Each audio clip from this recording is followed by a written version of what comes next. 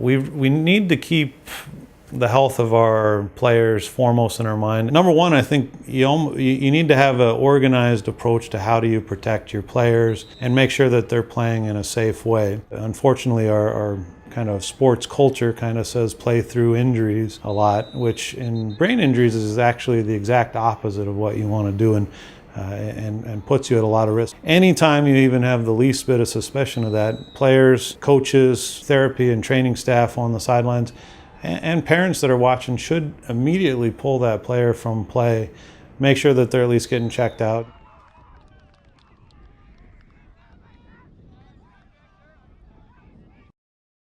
Some of the symptoms that are more obvious to all of us, the headaches, the kind of the fogginess and the fatigue, those usually take about a week or two to kind of go away and before you start kind of feeling more back to normal. But certainly if you took your SATs the day before a concussion and the day after, you're going to do much worse the day after a concussion. And that doesn't help anybody.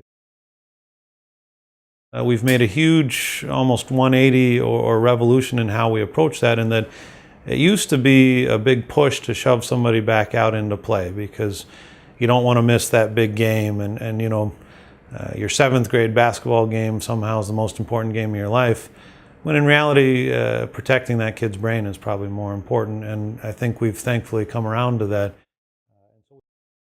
If there's the slightest suspicion somebody had a concussion, err on the side of caution, remove them from play, make sure you're assessing them, and make sure that you're encouraging them to take care of themselves. Players themselves have a lot of drive and want to play and get back out there, but sometimes that youthful drive in adolescence can be misguided. I think it's much more common that a cumulative effect of repeat brain injuries has long-term and lifelong consequences. And all that does is reinforce the idea that how do we have athletics that are safe, that protect our young ones to where they can be healthy into later years of life. And if we can minimize these repetitive traumas that cause a form of neurodegenerative disorder, chronic traumatic encephalopathy, we should do whatever we can to try to prevent that.